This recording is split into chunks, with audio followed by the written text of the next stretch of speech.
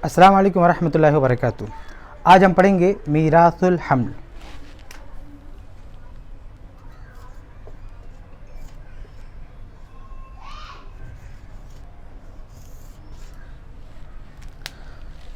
मीरासुल हम्ल एक आदमी की वफ़ात होती है और उसके वारिसीन में कोई वारिस हमल की शक्ल में होता है, यानी अभी अपनी माँ के पेट में है, पैदा नहीं हुआ, लेकिन वो भी वारिस बन जाता, उसका भी हिस्सा लगता है।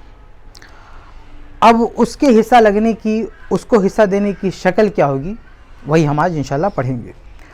सबसे पहले ये ध्यान में रख लें कि ये हमल कोई भी हो सकता है। मरने वाले का बेटा भी हो सकता है, बेटी भी हो सकती है, यानी उसकी बीवी हामिला हो सकती है, या मरने वाले का भाई भी हो सकता है, बहन भी हो सकती है, यानी मरने वाले की माँ हमल से हो, या फिर मरने वाले का भतीजा हो सकता है, कोई भी हो सकता है। यानी जब ये कहा जाए कि हमल की मीरास, तो सिर्फ ये बात ज़हन में नहीं होनी चाहिए कि मरने वाले का बेटा या बेटी हमल से मुराद है। सिर्फ यही नहीं, बल्कि कोई भी वारिस हमल की शक्ल में हो सकता है। अब आइए हमल के वारिस होने की शर्तें देख लेते हैं, क्योंकि हमल के वारिस होने की दो बहुत ही अहम बुनियादी शर्तें हैं।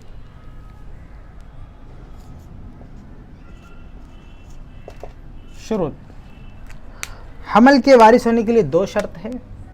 पहली शर्त यह है कि हमल जो है मुअर्रिस की वफ़ात के वक्त मौजूद हो, मुअर्रिस की वफ़ात के वक्त मौजूद हो। ये पहली शर्त है कि हमल वारिस कब होगा, जब मुअर्रिस यानी उसका जो रिश्तेदार मुअर्रिस मर रहा है, उसकी वफ़ात के वक्त इसका वजूद आ चुका हो, रहम मादर में, अपनी माँ की कोख में ये वजूद पा चुका हो, करार पा चुका हो, तभी वारिस होगा। वरना अगर एक आदमी मर गया, मिसाल के तौर पर एक आदमी मर गया, अब उसकी माँ उसकी मौत के बाद हमल से हो रही है, यानी उसकी माँ के पेट में हमल ठहर रहा है उसके मर जाने के बाद, तो अब ये जो इसकी कोख से जन्म लेगा वो होगा इसका भाई, लेकिन इसके माल में वारिस नहीं होगा, क्योंकि जब इसकी वफ़ात हुई तब इसका कोई वजूद नहीं था।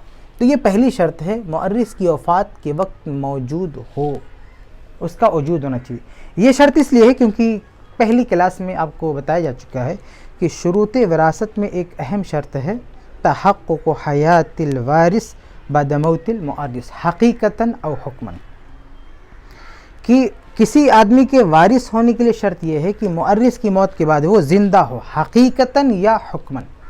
हक़ीक़तन का मतलब ये है कि चलता फिरता नज़र आ रहा है, और हुक्मन का मतलब ये है जैसे ये हमल।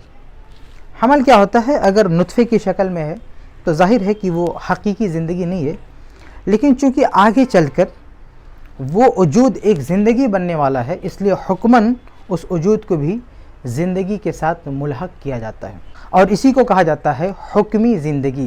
यानी हकीकी ज़िंदगी नहीं, हुक्मी ज़िंदगी है, क्योंकि ये वजूद आगे चलकर एक ज़िंदगी बनने वाला है, इसलिए जब से इसका वजूद हुआ है तभी से उसको ज़िंदा माना जाता है हुक्मन। तो पहली शर्त यह है कि मुअर्रिस की वफ़ात के वक्त हमल मौजूद हो, उसका वजूद हो। और दूसरी शर्त यह है ज़िंदा पैदा हो, यानी उसकी वलादत जब हो तो वो ज़िंदा हो। इस दूसरी शर्त की दलील एक सरी हदीस है अल्लाह के नबी सल्लल्लाहु अलैहि वसल्लम की, इब्न माजा वगैरह की रिवायत है।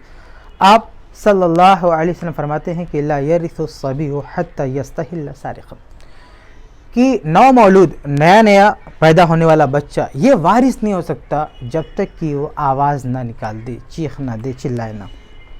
यहाँ चीखना चिल्लाना असल मकसूद नहीं है, बल्कि ये ज़िंदगी की अलामत बताने के लिए कहा गया है। यानी जब पैदा हो तो कोई वो ऐसी अलामत छोड़े, ऐसी अलामत दिखाए, ऐसा इशारा करे जो उसकी ज़िंदगी पर दलालत करें, जैसे चीख रहा है, चिल्ला रहा है, या हाथ हिला दे, पैर हिला दे, कुछ भी कर दे, यानी पता चल जाए कि जब पैदा हुआ तो ज़िंदा था, तो वो वारिस हो जाएगा, चाहे थोड़ी देर बाद मरी जाए। अगर थोड़ी देर बाद, 1 घंटे बाद मर जाए तो भी वारिस हो जाएगा, फिर उसका माल इसके यानी इस बच्चे के वारिसिन में तकसीम हो जाएगा इससे गुजर कर। तो ये जो दूसरी शर्त है ये सरी हदीस की बुनियाद पर है कि वो ज़िंदा पैदा हो। अगर वो ज़िंदा पैदा नहीं होगा, मुर्दा पैदा होगा, तो पेट में कैसा भी रहा हो उसे मुर्दा ही माना जाएगा, उसे ज़िंदा नहीं माना जाएगा, वो वारिस नहीं होगा। वारिस बनने के लिए ज़रूरी है कि वो ज़िंदा पैदा हो। तो ये दो शर्तें हैं, ठीक है। एक ये कि मुअर्रिस की वफ़ात के वक्त मौजूद हो, और दूसरा ये कि ज़िंदा पैदा हो। अब इन दोनों शर्तों का पता कैसे चलेगा, कैसे मालूम होगा कि मुअर्रिस की वफ़ात के वक्त वो अपनी माँ के पेट में मौजूद था और पैदाइश के बाद वो ज़िंदा था? तो देखिए, पुराने ज़माने में इन दोनों चीज़ों को मालूम करने के लिए एक मसला था, लेकिन आज के ज़माने में मेडिकल साइंस इतनी तरक्की कर चुकी है कि ये कोई मसला नहीं है। बहुत ही आसानी से मेडिकल टेस्ट से मालूम कर सकते हैं कि बच्चा कब से माँ के पेट में है और जब पैदा हुआ था तो ज़िंदा था कि नहीं। अगर पैदा होने के बाद ज़िंदा था तो कोई मसला ही नहीं, दूसरी शर्त पूरी होगी। लेकिन हो सकता है ना पैदा होने के बाद मर जाए, तो फिर उसको जांचने की ज़रूरत है कि भाई पैदा होने के बाद ये ज़िंदा था कि नहीं। तो इस तरह के मामले हों तो आज के दौर में कोई मुश्किल नहीं है, क्योंकि आज के दौर में मेडिकल साइंस तरक्की कर चुकी है। आप पता लगा सकते हैं कि बच्चा माँ के पेट में था, कब से था, और पैदा होने की हालत में उसकी पोजीशन क्या थी। ये दोनों चीज़ें मेडिकल टेस्ट से बहुत ही आसानी से मालूम की जा सकती हैं, इसलिए कोई मसला नहीं। अलबत्ता पुराने ज़माने में ये पहली शर्त मालूम करने का ज़ाब्ता ये था कि बच्चा अपने मुअर्रिस की वफ़ात के बाद अक़ल्ले मुद्दत में पैदा हुआ हो। अक़ल्ले मुद्दत 6 माह है। तो एक आदमी मर गया, अब हमल कोई रिश्तेदार हो रहा हो, तो हमल जब पैदा हो तो उसकी मौत और उसके बीच में 6 माह का फ़ासला हो। तो 6 माह का फ़ासला होगा तो ये तय हो जाएगा कि यह हमल अपने माँ के पेट में पहले से था।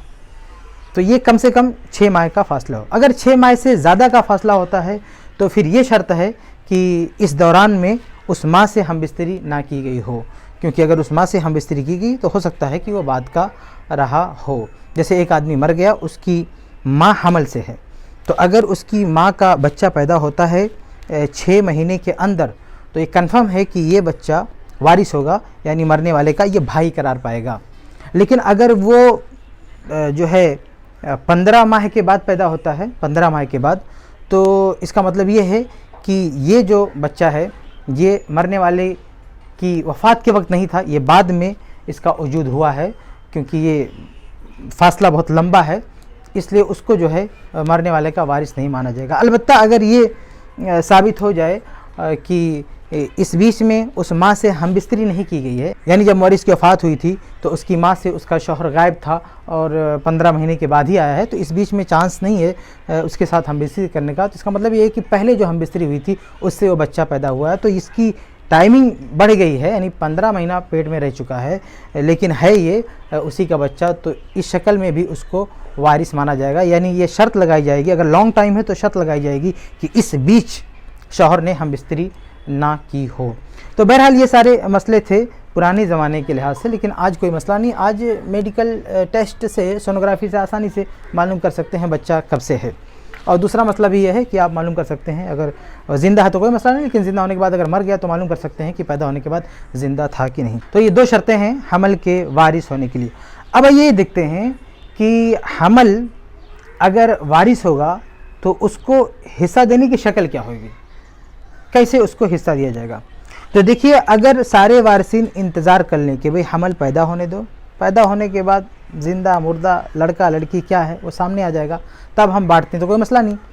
लेकिन अगर एक आदमी मर गया और उसका कोई वारिस हमल की शक्ल में है और दीगर वारिसिन कहते हैं हमको अभी चाहिए, तो इसमें हमल को क्या देंगे, क्या हिस्सा देंगे, ये एक मुश्किल सी बात है, क्योंकि हमें ये नहीं मालूम कि जो हमल है वो लड़का है या लड़की है, और ये भी नहीं मालूम कि जब पैदा होगा तो ज़िंदा होगा या मुर्दा होगा, तो फिर उसका क्या करेंगे, ये एक मुश्किल है। तो इस मुश्किल को हल करने के लिए एक ज़ाब्ता बनाया है मीरास वालों ने, और उस ज़ाब्ते पे अमल करते हुए वारिसिन में माल तकसीम कर दिया जाता है और हमल के लिए भी बैलेंस रख दिया जाता है। उसकी जो भी मुमकिना सूरत होती है उसके लिए बैलेंस रख दिया जाता है, और पैदा होने के बाद जो भी कंडीशन हो वो बैलेंस किया हुआ माल उसके मुस्तहिक तक पहुंच जाता है। तो ये ज़ाब्ता क्या है वो देखते हैं। तो देखिए, ये वही ज़ाब्ता है जो मफ़क़ूद वाली बहस में आपके सामने रखा जा चुका है, बिल्कुल वही ज़ाब्ता है। मफ़क़ूद में क्या होता है कि एक आदमी मिसिंग है, गायब है, अभी पता नहीं वो ज़िंदा है या मुर्दा है, और वारिसिन कहते हैं अभी हमको चाहिए। तो एक आदमी का मामला अभी उलझा हुआ है, उसको कैसे हिस्सा दें। तो मुतालबे पर वहाँ भी हिस्से बांटे जाते हैं और मफ़क़ूद की दोनों हालतें फ़र्ज़ करके एक राह निकाली जाती है। तो मफ़क़ूद में दो हालतें मानी जाती हैं कि मफ़क़ूद या तो मर चुका होगा या ज़िंदा हो चुका होगा। सेम वही ज़ाब्ता यहाँ भी अप्लाई किया जाता है और ये देखा जाता है कि हमल की कितनी हालतें हो सकती हैं। तो हमल की जितनी हालतें हो सकती हैं वो हालतें फ़र्ज़ करके उस ज़ाब्ते के मुताबिक अमल किया जाता है। तो हमल की क्या क्या हालतें हो सकती हैं? देखिए, इसकी हालतें तो बहुत सारी हो सकती हैं, लेकिन पुराने ज़माने में इसकी हमल की जो मुमकिना हालतें फ़र्ज़ की जाती थी वो कुल 6 थीं। मुर्दा, पहली हालत ये हो सकती है कि हमल पैदा हो मुर्दा, यानी वो वारिसी नहीं करार पाएगा। दूसरी हालत ये कि लड़का पैदा होगा। तीसरी हालत ये कि लड़की पैदा होगी। चौथी हालत ये कि 2 लड़का, और पांचवी हालत ये कि 2 लड़की। छठी हालत ये कि 1 लड़का और 1 लड़की। ये 6 हालतें फ़र्ज़ की जाती थीं पुराने ज़माने में, ठीक है।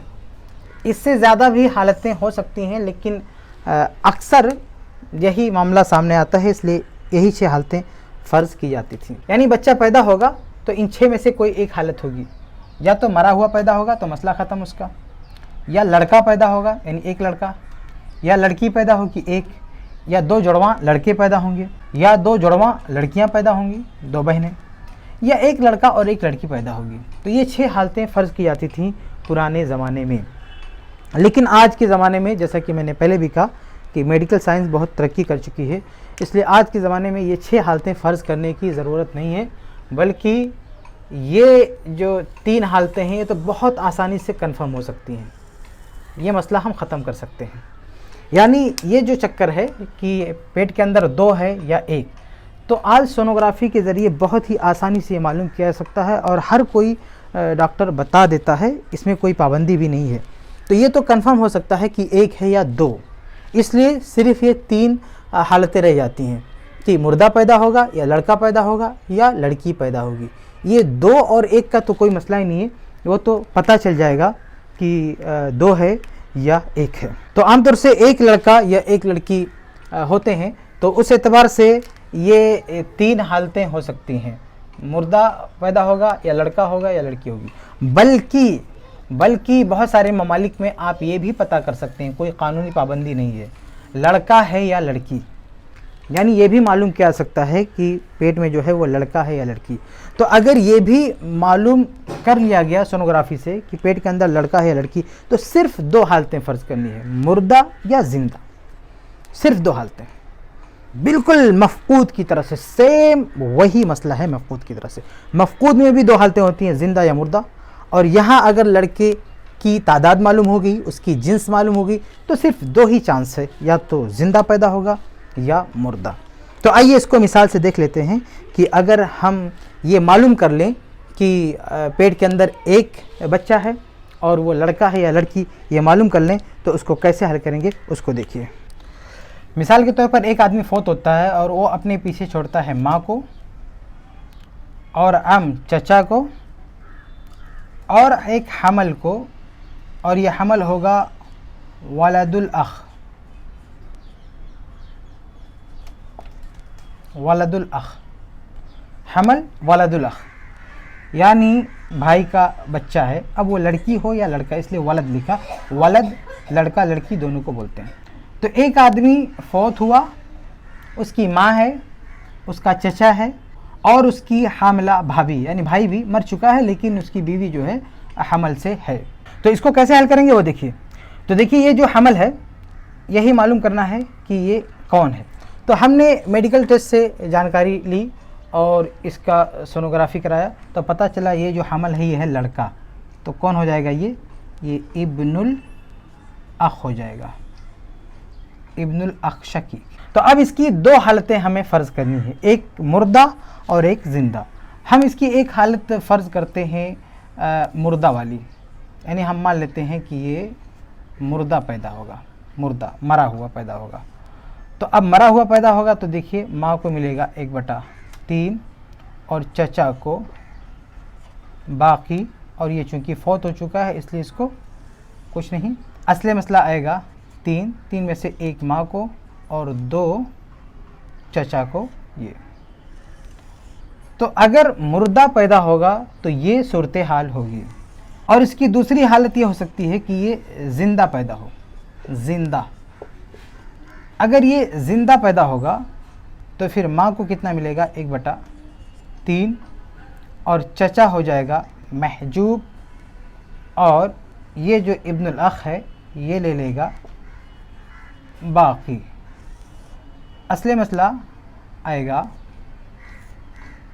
3, 1 माँ का, चचा महजूब हो जाएगा, और 2 ये ले लेगा।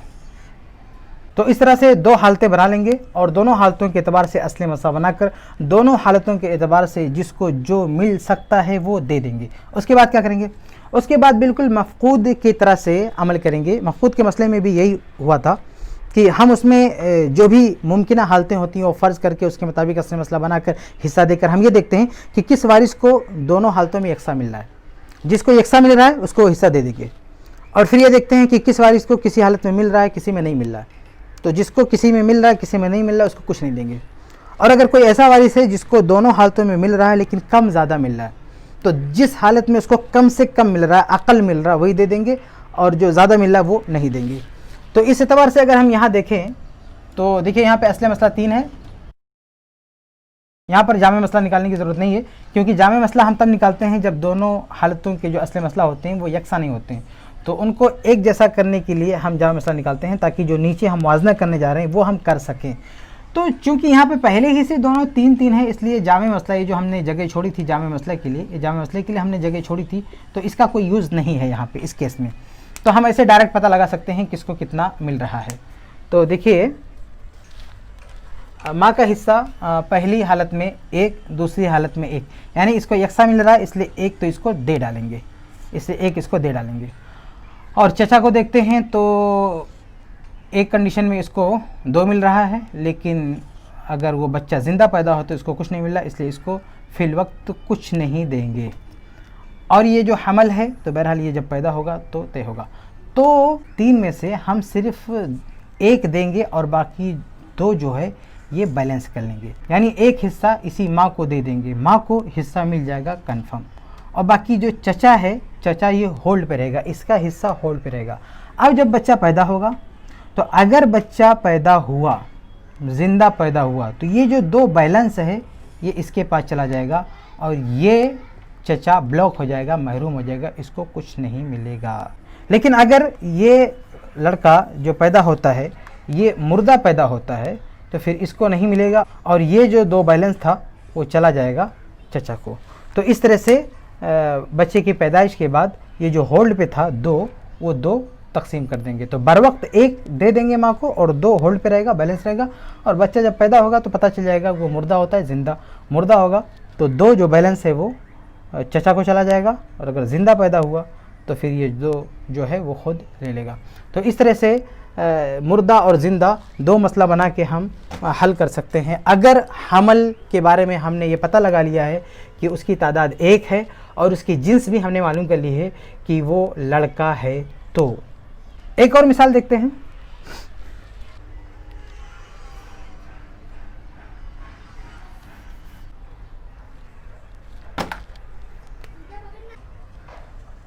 दूसरी मिसाल देखते हैं। एक शख्स फौत हुआ, उसका है एक बेटा और एक और बेटा और एक है हमल वलद, ये उसका लड़का लगता है, यानी किसी किताबिया औरत से शादी किया है, इसमें बीवी नहीं है। तो मतलब ये है कि उसकी बीवी वारिस नहीं होगी, क्योंकि वो फ़र्ज़ कीजिए अहले किताब से शादी किया, यानी किताबिया ईसाई औरत है। तो ईसाई औरत है तो उसका एक बेटा है, 2 बेटे हैं और एक हमल है। वो हमल लड़का भी हो सकता है, लड़की। तो ये वलद कौन है, लड़का है या लड़की, ये हमने सोनोग्राफी से मालूम कर लिया। तो पता चला ये बिन्त है। ये क्या है, बिन्त। तो जब बिन्त हमने मालूम कर लिया तो अब 2 ही हालत हो सकती है, या तो ये लड़की मुर्दा पैदा होगी या ज़िंदा। तो अगर मुर्दा पैदा होगी तो देखिए ये हम फर्ज कर लेते हैं, मुर्दा पैदा होगी तो क्या सूरत हाल होगी। तो मुर्दा पैदा होगी तो फिर ये दोनों लड़कों को बराबर बराबर मिल जाएगा, यानी असली मसला 2 होगा, एक ये लड़का और एक ये लड़का। लेकिन अगर ये लड़की ज़िंदा पैदा होती है तो फिर इस बेटे का 2 हिस्सा, इस बेटे का 2 हिस्सा और इस लड़की का 1 हिस्सा। यहाँ पे असली मसला आएगा 5। तो 5 में से 2 लड़का, 2 यह लड़का और 1 लड़की। अब हम क्या करेंगे यहाँ पे, तो देखिए यहाँ पे जो असली मसला है वो बराबर नहीं है। ये देखें ना, ये असली मसला है और ये असली मसला है, ये दोनों बराबर नहीं है। यहाँ पे 2 है, यहाँ 5 है, इसलिए हमको जो अज़ाफ़े अक़ल निकाल के इन दोनों का जामे मसला मालूम करना पड़ेगा। तो 5 और 2 का जो अज़ाफ़े अक़ल निकालेंगे तो 10 आएगा। तो ये 10 जामे मसला होगा। ठीक है, अब ये 2 को किससे ज़रब करें कि 10 हो जाएगा, 2 बचे 10। 2 को अगर हम 5 से ज़रब करें तो 10 हो जाएगा, यानी 10 को 2 से काटते हैं तो 5 आएगा। तो मतलब ये कि 2 5 से ज़रब होके 10 हो रहा है, तो इसी 5 से सबको ज़रब दे देंगे।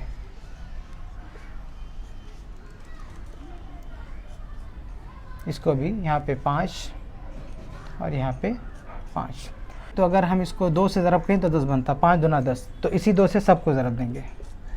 जैसे तसीम में होता है, मफ़क़ूद के मसले को बताते हुए मैंने वाज़ेह किया कि जैसे तसीम में हम देखते हैं कि किसी एक हिस्से को अगर हम किसी एक से ज़रब देते हैं तो सबको ज़रब देना पड़ता है। तो ऐसे यहाँ भी चूँकि हमने असले मसला को थोड़ा सा चेंज किया है ज़रब के ज़रिए, तो हम सारे हिस्स को, सारे सिहाम को भी ज़रब देंगे। तो चूँकि 5 ये 2 से ज़रब होकर 10 आ रहा है, तो फिर इसी 2 से सबको ज़रब देंगे। तो 2 दूना 4 आएगा, यहाँ पे 2 दूना 4 आएगा, ये 2 आएगा। तो अब हम आसानी से पता लगा सकते हैं कि किसको कितना मिल रहा है। पहले 2 था असली मसला और 5 था, तो एक नज़र देख के हमको नहीं अंदाज़ा होता था किसको कितना मिल रहा है किस किस हालत में। लेकिन अब चूँकि असली मसला यकसा हो चुका है, ये 10 यहाँ भी 10 यहाँ भी, तो अब हम 10 के नीचे यहाँ देखेंगे, यहाँ देखेंगे, तो हमको बिल्कुल मुआवजा हो जाएगा कि किसको कितना मिल रहा है। तो हम देखते हैं तो पता चलता है कि बेटे को मिल रहा है 5 और एक हालत में 4। तो एक हालत में 5, एक हालत में 4, यानी कम से कम 4 मिल रहा है, तो इसको बर वक्त 4 देंगे। यानी 10 में से, ये जो 10 है, इस 10 में से बर वक्त 4 देंगे। और इस बेटे को भी एक शक्ल में 5 और एक में 4 मिल रहा, तो इसको भी 4 दे देंगे और इस बच्चे की विलादत का इंतज़ार करेंगे। तो 10 में से 4 4 8 हम दे देंगे और 2 हमारे पास बैलेंस रहेगा। ठीक है, तो ये बच्चा जब विलादत पाएगा, विलादत के बाद अगर हम देखते हैं कि ये लड़की पैदा हुई है सही सालिम, तो ये 2 इसके पास आ जाएगा। लेकिन अगर ये मुर्दा पैदा होते हैं, यानी पहली हालत शादी का आती है, तो फिर ये जो 2 बैलेंस था, इसको एक इसको दे देंगे 5 और एक इसको दे देंगे तो 5। तो ये 5 5 मिल जाएगा, जैसा कि मुर्दा हालत में इनका हक बनता था 5 5। तो चूँकि ये भी हो सकता था, इसलिए हमने 4 4 दिया था। लेकिन जब कंफर्म हो गया कि नहीं ये लड़की मुर्दा पैदा हुई है, तो फिर जो 2 बैलेंस था वो एक एक दोनों को दे देंगे। तो ये एक दूसरी मिसाल है कि अगर हमल की जिन्स हमने मालूम कर ली है, तो इस तरह से सिर्फ 2 हालतें, एक मुर्दा एक ज़िंदा, 2 हालतें फ़र्ज़ करके हम इस मसले को हल कर सकते हैं। ठीक है, तो हमल के बारे में ये 2 मिसालें हमने देख ली कि अगर हमने उसकी तादाद मालूम कर ली है, उसकी जिन्स मालूम कर ली है, तो 2 हालतें फ़र्ज़ करके, ज़िंदा और मुर्दा, ये 2 हालतें फ़र्ज़ करके हम इस मसले को हल कर सकते हैं। लेकिन ये जिन्स मालूम करना हर मुल्क में आसान नहीं है। जैसे हिंदुस्तान में आप ये नहीं मालूम कर सकते हैं कि पेट में जो बच्चा है वो लड़का है या लड़की, ये मालूम करना गैर कानूनी है। तो अगर ये चीज़ गैर कानूनी है, लड़का लड़की मालूम करने का कोई ज़ाब्ता नहीं है, या ये कि हमल बहुत ही इब्तदाई मरहले में है और मेडिकल टेस्ट से भी मालूम नहीं हो सकता है कि लड़का है लड़की, तो ऐसी सूरत में हमको 3 हालतें फ़र्ज़ करनी होंगी। 3 हालतें, एक मुर्दा, एक लड़का, एक लड़की। लेकिन एक बात है कि अगर ये मालूम ना भी हो कि लड़का है लड़की, तब भी मीरास के बाज़ मसाइल में ऐसा होता है कि उसके लड़का या लड़की होने पर कोई फ़र्क नहीं पड़ता मसले पे। तो अगर ऐसे मसाइल है तो वहाँ पे भी हमें सिर्फ 2 ही हालत बनाने की ज़रूरत है, मुर्दा और ज़िंदा। लड़का लड़की की अलग से हालतें बनाने की ज़रूरत नहीं है। इसकी भी मिसाल मैं आपके सामने रख देता हूँ। जैसे एक आदमी मर गया और उसने अपने पीछे छोड़ा अपनी माँ को और 2 अखशकीक सगे भाई को और एक वारिस हमल की शक्ल में जो इख्वा ले उम होगा, इख्वा ले उम, इख्वाल उम में से कोई होगा, यानी 2 सगे भाई उसके हैं और हमल है वो माँ शरीक भाई या माँ शरीक बहन होगा। तो इस केस में गर्चे हमें ये मालूम ना पड़े कि ये हमल लड़का है या लड़की, तो भी हमें लड़का और लड़की का अलग अलग मसला बनाने की ज़रूरत नहीं है, क्योंकि इस केस में इसके लड़का या लड़की होने से कोई फ़र्क नहीं पड़ता, क्योंकि इख्वाल उम में चाहे लड़का हो चाहे लड़की हो, मामला उनके हिस्सों का मामला यकसा होता। मिसाल के तौर पर हम इसको हल करके देख लेते हैं। इस केस में माँ का हिस्सा है 1/6, 2 सगे भाइयों का बाकी, और ये मुर्दा मान लेते हैं इसको, मुर्दा, इसकी एक हालत मुर्दा मान लेते हैं, इसको नहीं मिलेगा। तो असली मसला आएगा 6 से 1 जाएगा माँ को और बाकी 5 2 सगे भाइयों को, इसको कुछ नहीं। इसको ज़िंदा मानते हैं, तो ज़िंदा माने तो माँ का हिस्सा 1/6 और 2 भाइयों का बाकी, और ये चाहे लड़का हो या लड़की, हर सूरत में उसको मिलेगा 1/6, चाहे अख्ल उम पैदा हो या उख्तल उम पैदा हो, हर सूरत में उसको 1/6 मिलेगा। असली मसला आएगा 6 से 1 माँ का और 1 इसका हमल का जो बच्चा पैदा होगा उसका, चाहे बच्चा हो चाहे लड़का हो चाहे लड़की, और बाकी 4 इसको मिलेगा। तो यहाँ पे भी देख लीजिए, सिर्फ मुर्दा और ज़िंदा हम फ़र्ज़ करेंगे, क्योंकि इसके लड़का या लड़की होने से कोई फ़र्क नहीं पड़ता है। तो ये मसला हल करने के बाद हम देखेंगे किसको कितना मिलता है। तो हम देख रहे हैं कि माँ को हर हालत में 1 मिल रहा है, इसलिए 1 इसको दे डालेंगे। 6 यहाँ पे देखिए, जामे बनाने की ज़रूरत नहीं है, दोनों जगह 6 है, दोनों मसलों में 6 यकसा है, इसलिए जामे मसला बनाने की ज़रूरत नहीं है। जो जामे मसला बनाने की जगह है उसकी ज़रूरत नहीं। तो 1 यानी 6 में से 1 हम दे डालेंगे। हम 2 सगे भाइयों को देखते हैं, तो एक केस में बच्चे के मुर्दा होने की शक्ल में इनको 5 मिलता है, ज़िंदा होने की शक्ल में 4 मिलता है, हम इनको सिर्फ 4 देंगे। और इसके बाद 6 में से ये 4 1 5 चला गया, 1 हमारे पास बैलेंस है। अब हम वेट करेंगे हमल के पैदा होने तक। तो हमल अगर पैदा होता है लड़का या लड़की जो भी, और वो मुर्दा पैदा होता है, तो फिर ये 1 जो है इसी में प्लस करके इसको दे देंगे, यानी जो 2 सगे भाई हों उनको 5 दे देंगे। लेकिन अगर ये बच्चा ज़िंदा पैदा होता है तो फिर जो है ये जो 1 बच्चा है वो आ जाएगा इसका, यानी इसका जो हिस्सा है ज़िंदा होने की शक्ल में, इसका जो अपना हिस्सा बनता है, ये हिस्सा ये हमल ले लेगा। ठीक है, तो ये एक मिसाल मैंने आपके सामने दी है कि इस मिसाल में अगर जिन्स मालूम ना भी हो तो भी सिर्फ 2 ही हालतें बनेगी, क्योंकि इस हमल के मुज़क्कर या मुअन्नस होने से कोई फ़र्क नहीं पड़ता है। और ये सिर्फ एक ही मिसाल नहीं है, और भी ऐसी हालतें हो सकती है। एक और मिसाल हम देख लेते हैं।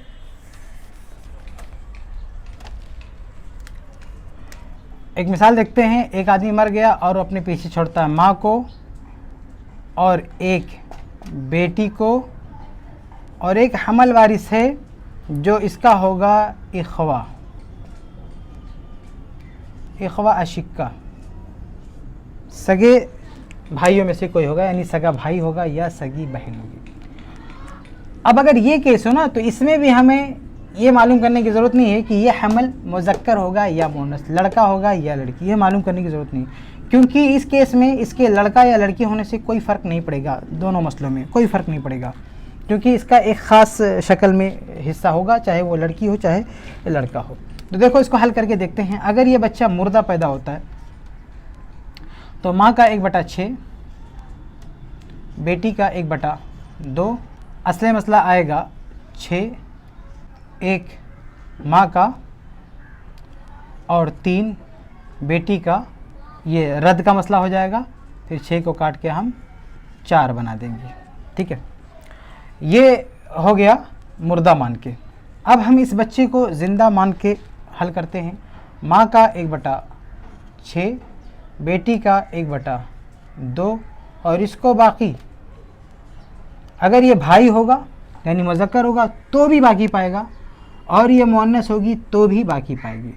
अगर ये मुज़क्कर होता है तो असबा बिनफ्स होगा, और अगर मुअन्नस पैदा होती है यानी सगी बहन तो असबा माअल गैर, यानी दोनों मुज़क्कर हो या मुअन्नस असबा ही होंगे अलग अलग किस्म के एतबार से, यानी वो बाकी पाएंगे, यानी उनकी एक ही कंडीशन है बाकी पाने की, इसलिए इनके मुज़क्कर या मुअन्नस होने से कोई फ़र्क नहीं पड़ेगा। तो यहाँ पे देखें असली मसला आएगा 6 में से 1 माँ को और 3 बेटी को, और बाकी 3 1 4 5 और बाकी 2 इसको बच्चे को। यहाँ पे हम देख रहे हैं कि असली मसला अलग है, 6 और 4 ये दोनों यकसा नहीं है, इसलिए हमें यहाँ जामे मसला निकालना होगा। और जामे मसला मालूम करने के लिए हम ज़ो अज़ाफ़े अक़ल निकाल लेंगे। इंशाल्लाह 12 आएगा, निकाल के देख लीजिए। 4 और 6 तो 2 दूना 4 2 3 6, फिर 2 और फिर जो है 3, तो 2 ज़रबे 2 ज़रबे 3 2 दूना 4 4 3 12। तो जामे मसला देखिए 12 आ रहा है, 12 जामे मसला कितना है 12, ये जामे मसला 12 आएगा। अब जामे के तहत सबका हिस्सा मालूम कीजिए। तो देखिए 4 ये 3 से ज़रब को होके 12 हो रहा है, 4 3 12, 4 को 3 से ज़रब दें तो ये 12 बन रहा है। इसका मतलब सबको 3 से ज़रब देना है, इसको भी और इसको भी। तो ये 3 और 3 तरीका 9 9 10 11 12 और 6 दूना 12, 6 को 2 से ज़रब दें तो 12 आ रहा है। इसका मतलब 2 से सबको ज़रब देना है,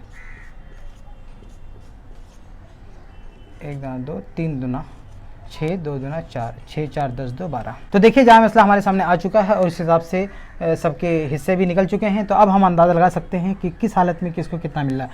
तो अगर बच्चा मुर्दा पैदा होता है तो माँ को मिलता है 3, बच्चा ज़िंदा पैदा होता है माँ को मिलता है 2 ये अक़ल्ले हिस्सा है, यानी 3 से कम है, इसलिए बर वक्त हम देंगे 2, यानी 12 में से हम 2 देंगे माँ को, 3 नहीं देंगे।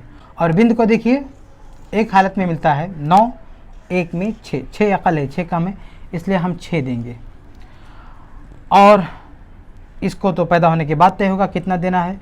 तो 6 7 8, यानी 12 में से 8 जाएगा, 12 में से 8 जाएगा और हमारे पास बैलेंस होगा 4 हमारे पास बैलेंस होगा। तो अगर ये हमल पैदा होता है ज़िंदा तो ये 4 यहीं चला जाएगा, जैसा कि इसका हिस्सा है 4 इसका कंफर्म हो जाएगा। लेकिन अगर ये मुर्दा पैदा होता है, ज़िंदा नहीं बल्कि ये मुर्दा पैदा होता है, तो ऐसी सूरत में जो ये 4 बैलेंस है ये इन दोनों में चला जाएगा इनके इस्तेक़ाक़ के हिसाब से, यानी इनको यानी माँ को 2 मिला था और 3 मिल सकता था, तो 2 + 1, तो इस तरह से 3 इसको मिल गया। और माँ को 6 मिला था और उसके मुर्दा होने की शक्ल में 9 मिलना चाहिए, तो 6 3 9, तो 3 इसको दे देंगे, इसका 9 हो गया। तो 4 में से 1 माँ को और 3 बिंत को दे देंगे। तो इस तरह से माँ को 3 और बिंत को 9 मुर्दा शक्ल में जो इनका बना था 3 9 उनका अपना हिस्सा मिल जाएगा। इस तरह से इसको तकसीम कर देंगे। तो यहाँ पे भी देखिए हमल के बारे में हमको ये पता नहीं था कि लड़का है या लड़की, फिर भी हमें सिर्फ 2 ही हालतें बनानी पड़ी हैं। एक और मिसाल देखते हैं बिल्कुल इसी तरह की। इसी से मिलता जुलता एक और मसला देख लेते हैं। इसमें थोड़ी सी एक अलग बात है लेकिन तकरीबन मसला सेम है, यानी नतीजे के एतबार से एक ही बात है कि हमें 2 ही मसला बनाने की ज़रूरत पड़ेगी। वो मसला क्या देखें, एक आदमी मर गया, अपने पीछे छोड़ता है माँ को और बेटी को और हमल को, और हमल है वलदुल अख़ शकीक। ये वलद कौन सा है हमें नहीं मालूम, लड़का या लड़की।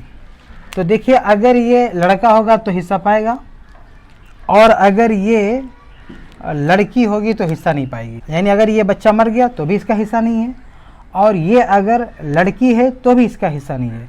तो इसका मतलब ये है कि मुर्दा और लड़की हम एक साथ फ़र्ज़ कर लेते हैं, यानी मुर्दा हो या लड़की हो तो एक ही शक्ल होगी, उनको हिस्सा नहीं मिलेगा। तो हम फ़र्ज़ करते हैं ये मुर्दा होगा या लड़की पैदा होगी, या तो मुर्दा पैदा होगा बच्चा या लड़की पैदा होगी। तो माँ को 1/6, बेटी को 1/2, इसको कुछ नहीं, असली मसला 6, 1 माँ को 3 बेटी को, या रद्दिया वाला मसला है तो 6 कट के बन जाएगा 4, 3 1 4। अब अगर ये लड़का पैदा होता है, ज़िंदा लड़का मानना है, ज़िंदा लड़का, तो मुर्दा या लड़की, और या ज़िंदा लेकिन लड़का ही होना चाहिए, लड़की नहीं, ज़िंदा लड़का। तो ज़िंदा हो के लड़का पैदा होगा तो फिर माँ का हिस्सा 1/6, 6, बेटी का 1/2 और इसका बाकी ये असबा बन जाएगा। असली मसला 6, 1 माँ का, 3 बेटी का, 3 1 4 5 6 2 इस भतीजे का।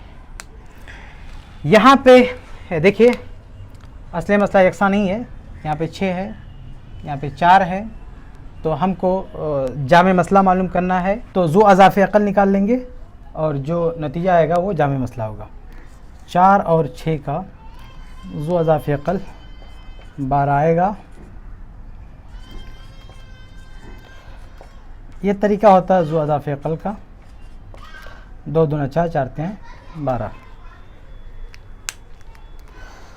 तो 12 आएगा जामे 12। अब देखिए 4 को अगर हम 3 से ज़रब दें तो 12 आता है, 4 3 12, इसलिए इन सब को 3 से ज़रब देंगे। और 6 को अगर हम 2 से ज़रब दें तो 12 आता है, तो इन सब को 2 से ज़रब दें तो कितना आएगा, 3 1 3 3 त्रिका 9, 2 2 3 6, 2 दूना 4, 6 4 10 2 12, 9 3 12। तो अब जामे मसला हमारे सामने आ चुका है और उसके तहत सबके हिस्से भी मालूम हो चुके हैं। तो अब मुआवजा करते हैं कि किस हालत में किसको कितना मिलता है। माँ को मुर्दा या लड़की की हालत में 3 मिलता है और लड़का पैदा होता है तो 2।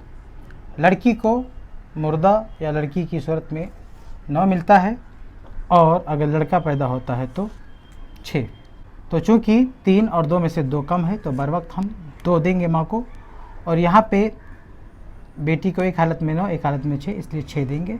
यानी 12 में से हम 6 7 8 8 जो है तकसीम करेंगे और 8 4 12 4 हम जो है महफूज कर लेंगे। 8 तकसीम करेंगे, 4 हम बैलेंस कर लेंगे। ठीक है, तो अगर ये लड़का पैदा हुआ तो ये 4 ये ले लेगा जैसा कि इसका ये हिस्सा है।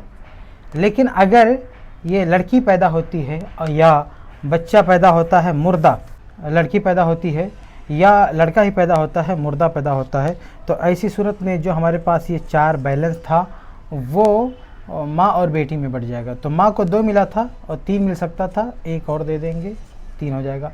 और बेटी को 6 मिला था, 9 मिल सकता था, तो 3 और ऐड कर देंगे, 6 3 9, तो 9 और 3, तो यही बन सकता था इनका 3 3 इसका हो जाएगा, 9 इसका हो जाएगा।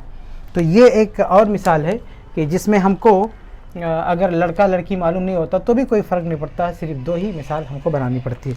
लेकिन ये जो मैंने आपको 3 मिसालें बताई हैं कि जिनमें लड़का लड़की ना मालूम हो तो भी सिर्फ 2 हालतें फ़र्ज़ करनी होती हैं, ये शायद बहुत कम हो, इसलिए अब हम वो मिसालें भी देख लेते हैं जिनमें लड़का लड़की की वजह से हमको 3 मसले बनाने होंगे। यानी एक मुर्दा वाला मसला बनाना होगा, एक लड़का वाला अलग, एक लड़की वाला अलग बनाना होगा। तो वो मिसाल भी हम देख लेते हैं।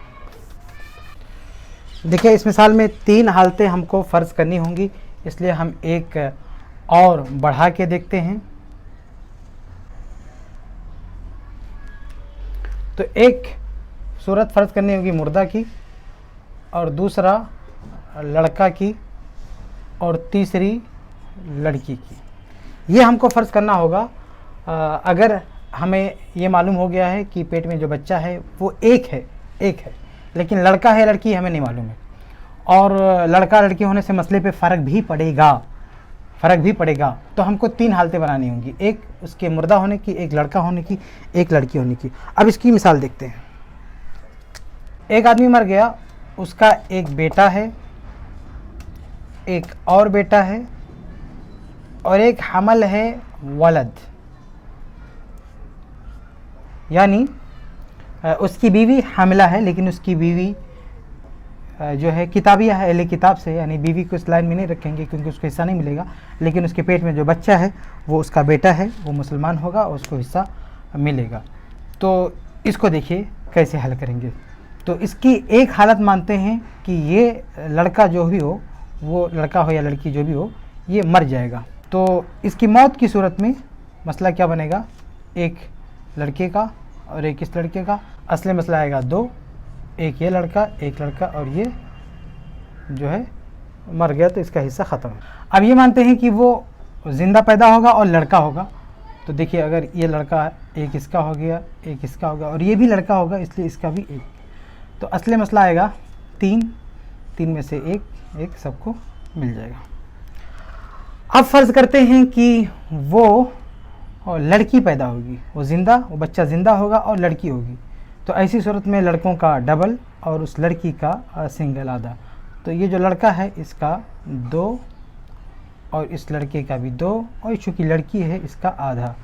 असली मसला आएगा 5 में से 2 इसका, 2 इसका, 2 इसका।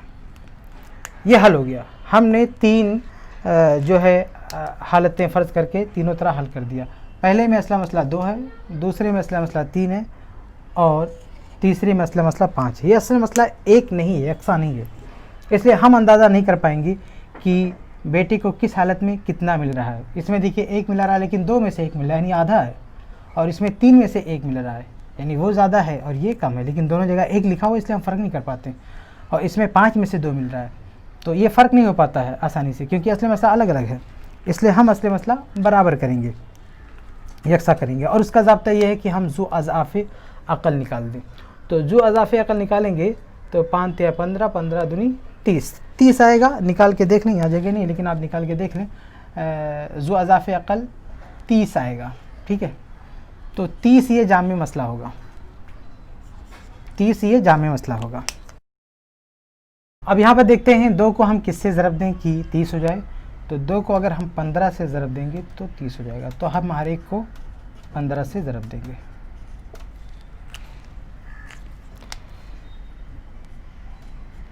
15 30। और यहाँ पे 3 को हम किससे ज़रब दें 30 हो जाए। 3 को अगर हम 10 से ज़रब देते हैं तो 30 हो जाएगा। तो 10 से सबको ज़रब दें।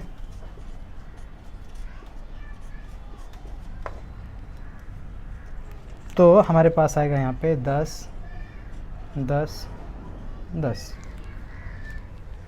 यहाँ पे 5 को किससे ज़रब दें कि 30 आ जाए। 5 को 6 से ज़रब दें तो 30 आएगा। तो हम हर एक को 6 से ज़रब दे देंगे।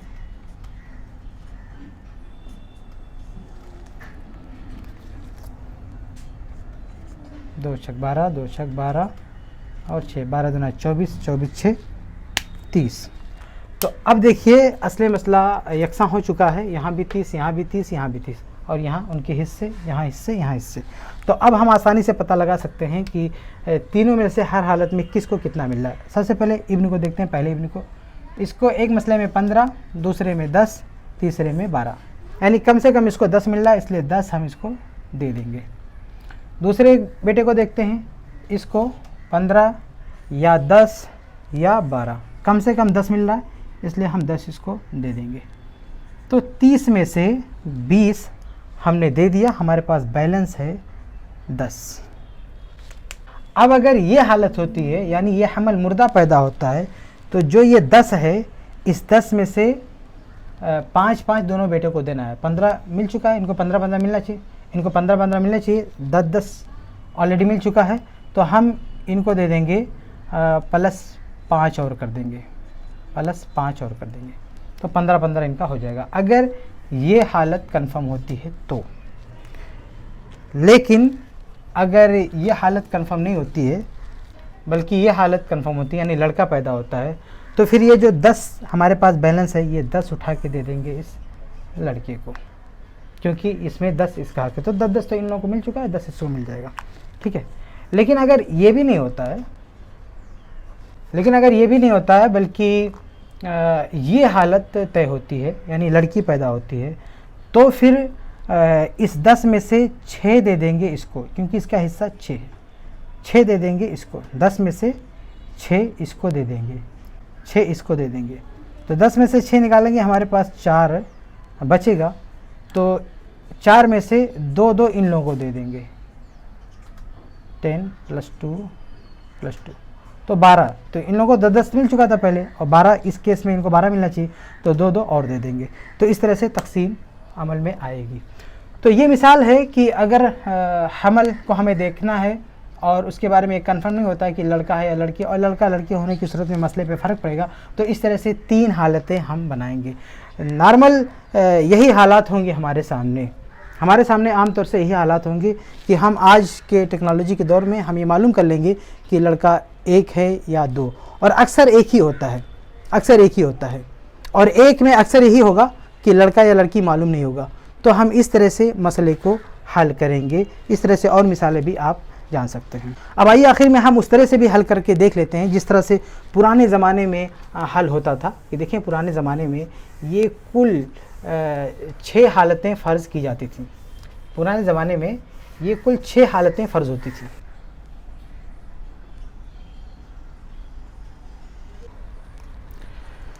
एक मिसाल देखते हैं कि एक आदमी फौत होता है और उसकी एक बीवी है, ज़ौजा, और उसका है एक चाचा, और एक हमल है, और हमल उसका क्या होता है, इख्वाल अब। इख्वाल अब में से यानी बाप शरीक भाई या बाप शरीक बहन का मसला होगा। तो अब इसको हम देखते हैं कि इसमें 6 इम्कानात में से कोई भी चीज़ हो सकती है। या तो वो मुर्दा पैदा होगा, जो भी होगा, या लड़का एक लड़की, 2 लड़का 2 लड़की, 1 लड़का 1 लड़की। हम 6 मानकर देखते हैं। हम ये हालत फ़र्ज़ करते हैं कि ये बच्चा जो है मुर्दा पैदा होता है, तो बीवी का 1/4 और बाकी इसको मिलेगा चचा को। तो असली मसला आएगा 4 1 बीवी को और 3 चचा को। अब हम फ़र्ज़ करते हैं कि वो लड़का होता है, ये मानते हैं। तो अगर वो लड़का पैदा होता है तो बीवी का 1/4 और ये चचा ब्लॉक हो जाएगा, और बाकी ये ले लेगा, वो अख्ल अब होगा। असली मसला आएगा 4 में से 1 बीवी को, और ये ब्लॉक है, इसको कुछ नहीं, और बाकी 3 इस हमल को। चलो फ़र्ज़ करते हैं ये नहीं होगा, ये हो सकता है अगर लड़की होगी तो बीवी को 1/4 और लड़की को 1/2 और बाकी चचा को। असली मसला 4 आएगा, 4 में से 1 बीवी को और 2 हमल को, बच्चे को, और 1 चचा को। चलो फ़र्ज़ करते हैं कि अगर 2 लड़का होगा तो क्या होगा, 2 लड़का। ये अगर शक्ल माने तो यहाँ पे भी बीवी का 1/4 और ये चचा ब्लॉक हो जाएगा, और ये जो हमल है 2 लड़का है तो भी वो बाकी ही लेंगे दोनों, कोई मसला नहीं है। असली मसला आएगा 4 1 बीवी को और ये चचा हो जाएगा ब्लॉक, और बाकी जो 3 है वो ये लोग ले लेंगे। फ़र्ज़ करते हैं कि 2 लड़कियां हों, 2 लड़की अगर हों तो क्या होगा, यानी यहाँ पे 2 लड़कियां हो तो बीवी का वही हिस्सा रहेगा 1/4 और चचा को बाकी, और ये 2 लड़कियां यानी 2 उख्त अब होंगी, 2/3 होगा। तो यहाँ पे असली मसला होगा 12, तो 3 बीवी का और 3 चौक 12 4 दूनी 8 इन बच्चों को, यानी ये जो 2 लड़कियां पैदा होंगी उनको, बाकी बचेगा 1, तो 1 इस चचा को। 8 2 10 11 12। और अगर हम मानते हैं कि 1 लड़का और 1 लड़की हैं तो भी बीवी को जाएगा 1/4, चचा होगा ब्लॉक, और इन लोगों को बाकी मिलेगा लिज़्ज़करी मिस्लु हज़्ज़िल उन्सयैन के तहत। तो असली मसला आएगा 4 में से 1 बीवी को, और ये तो ब्लॉक हो जाएगा, और बाकी यानी 3 इन लोगों को मिलेगा। 1 लड़का 1 लड़की होंगी तो 2 लड़का लेगा और 1 लड़की लेगी। तो यहाँ पे देखिए हमने 6 हालतें फ़र्ज़ कर ली हैं, लेकिन 6 में हम देख रहे हैं कि असली मसला एक नहीं है, अलग अलग है। 4 है और 12 है। तो इन सब का हम ज़ो अज़ाफ़े अक़ल निकाल लेते हैं। 4 1 2 3 4 5।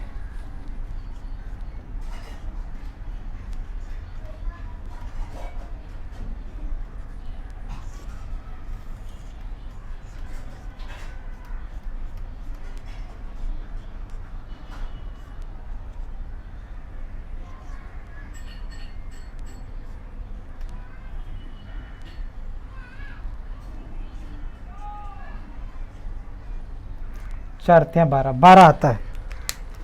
तो जामे मसला आएगा 12, जामे मसला आएगा 12।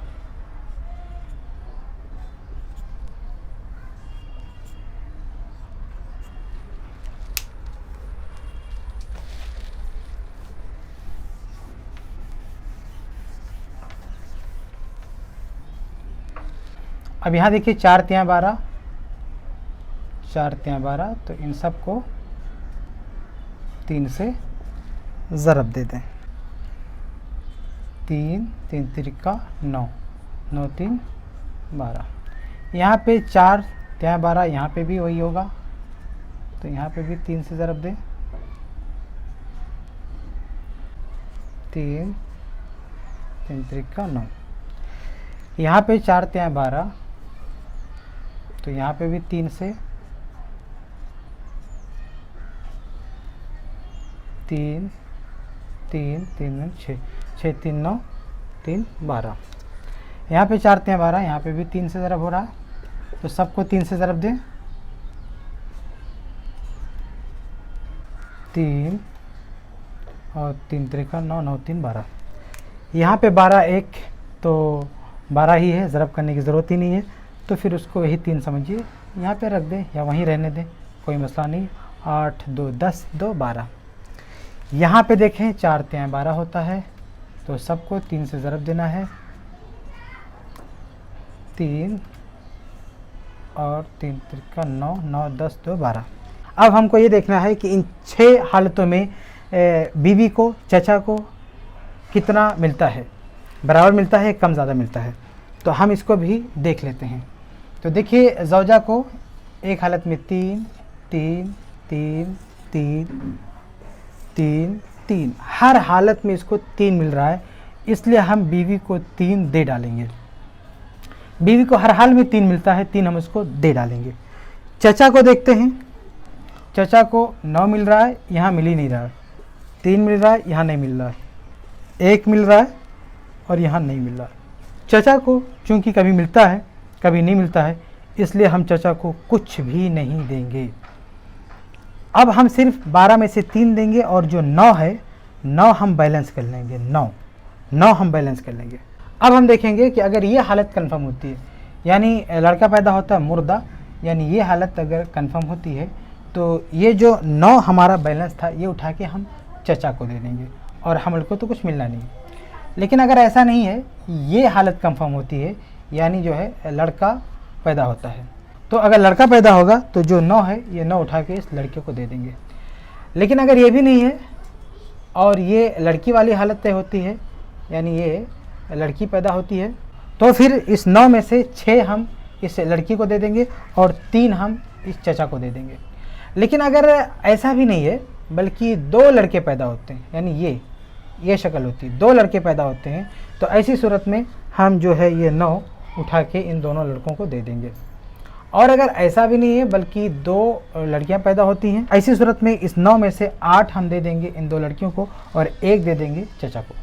लेकिन अगर ये हालत भी नहीं होती है, बल्कि 2 लड़के हुई हैं जिसमें से 1 लड़का 1 लड़की है, तो जो ये 9 बचा है, ये 9 हम इन दोनों पूरे ग्रुप को दे देंगे, जिनमें से 6 लड़का ले लेगा और 3 लड़की ले लेगी। तो इस तरह 6 हालतें फ़र्ज़ करने के बाद मसले को हल करने की सूरत होगी। ये पुराने ज़माने में ऐसा किया जाता था जब कोई टेक्नोलॉजी नहीं थी, और आज के ज़माने में भी अगर गांव देहात में कहीं ऐसा मसला पेश आ जाए और कोई ये टेस्ट कराना ना चाहे, तो इस तरह से आज भी हल किया जा सकता है। लेकिन जैसा कि मैंने शुरू में बताया कि आज इतना लंबा जाने की ज़रूरत नहीं है, बल्कि ये हम टेस्ट करा लेंगे, 1 है या 2, और आमतौर से ये पता चल जाता है 1 के लड़का या लड़की होते हैं, तो फिर 3 हालतें फ़र्ज़ करके हम मसले को हल कर देंगे, जैसा कि मैंने आपके सामने बताया। तो ये तरीका है विरासत के मसले में हमल को हिस्सा देने का।